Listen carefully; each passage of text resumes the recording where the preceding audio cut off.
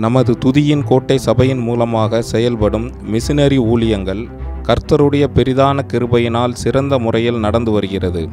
இந்த நாட்களில் நாம் ஜெபிக்க வேண்டிய சில முக்கிய ஜெப குறிப்புகள். நம் தேசத்தில் ஆளுகை செய்கிறவர்கள் தேசத்தின் நலன் கருதுபவர்களாய், சுயநலமற்றவர்களாய், மக்களின் நல் மதிப்பு பெற்றவர்களாய் இருக்கவும், தேவனுக்கு உண்மையுள்ளவர்களாய் காணப்படவும் ஜெபிப்போம். நம் தேசத்தை பாதுகாக்கும் பணியில் காணப்படும் முப்படை வீரர்களும் அவர்களது குடும்பத்தினரும் பாதுகாப்போடும் ரட்சிப்பின் சந்தோஷத்துடனும் இருக்க ஜெபிப்போம். நம்முடைய தேசத்தில் மொத்த மக்கள் தொகையில் 25 வயதுக்கு உட்பட்டவர்கள் 50% மேலும், 35 வயதுக்கு உட்பட்டவர்கள் 65% மேலும் இருக்கிறார்கள். வாலிபர்கள் வழி தப்பி தவறான பாதையில் சென்று தங்களுடைய ஆத்துமாவை கரைப்படுத்தாதபடிக்கும், அவர்கள் கர்த்தருக்கு என்று எழும்பி பிரகாசிக்கவும், வாலிபர்கள் மத்தியில் எழுப்புதல் அக்கினி ஊற்றப்படவும் ஜெபிப்போம். தற்போது நிகழும் பருவநிலை மாற்றத்தினால் அதிக வெப்பம் காணப்படுகிறது. இந்த அதிக வெப்பத்தின் காரணமாக ஹீட் ஸ்ட்ரோக், பக்க வியாதி போன்ற பல பாதிப்புகளில் இருந்து காக்கப்படவும், தேவன் நம் தேசத்திற்கு குளிர் நிழலாய் இருக்கவும் ஜெபிப்போம். நமது துதியின் கோட்டை சபையின் மூலம் தாங்கப்படும் மிஷனரி பாஸ்டர் சாம்ராஜ் ராஜஸ்தான் மாநிலத்தில் ஊழியம் செய்து வருகிறார்கள்.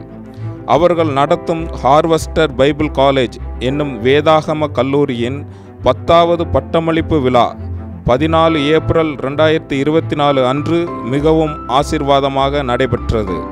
கல்லூரி மாணவர்கள் இயேசு கிறிஸ்துவை பின்பற்றவும் சிலுவை சுமப்பதற்கும் தங்களை அர்ப்பணித்திருக்கிறார்கள். இவர்கள் கிறிஸ்துவுக்காக பயன்பட ஜெபிப்போம். கடந்த நாட்களில் மணிப்பூர் மாநிலத்தில் வன்முறைகள் நடந்து அமைதி ஏற்பட்ட சூழ்நிலையில் இன்னும் அநேக மக்கள் தங்கள் குடியிருப்புக்கு திரும்பாத காலகட்டத்தில் சில விசமிகளால் மீண்டும் வன்முறை தலை தூக்குகிறது. மணிப்பூர் மாநிலத்தில் சமாதானம் உண்டாகவும், தீவிரவாத செயல்களில் ஈடுபடுவோர் சந்திக்கப்பட்டு மனம் திரும்பவும் ஜெபிப்போம்.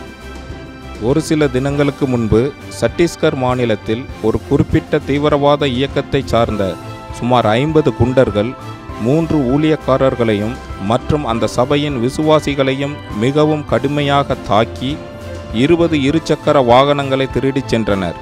தாக்கப்பட்ட ஊழியர்களில் ஒருவர் மிகவும் மோசமான நிலையில், கை கால்கள் முறிந்த நிலையில் மருத்துவமனையில் அவசர சிகிச்சை பிரிவில் உள்ளார்கள். இவர்களது சுகத்திற்காகவும் பாதுகாப்பிற்காகவும் ஜெபிப்போம். வட இந்திய மிஷனரிகள் பாதுகாப்பிற்காகவும் அவர்களின் நல்ல சுகத்திற்காகவும், குறிப்பாக லக்னோவில் உள்ள மிஷனரி பாஸ்டர் சார்ல்ஸ் அவர்களின் சுகம் மற்றும் ஆரோக்கியத்திற்காகவும் ஜெபிப்போம். நமது துதியின் கோட்டை சபை தாங்கும் மிஷனரிகளை உங்களுடைய ஊக்கமான ஜெபத்தினாலும் உதாரத்துவமான காணிக்கையினாலும் தாங்கும்படி உங்களை அன்புடன் கேட்டுக்கொள்கிறோம்.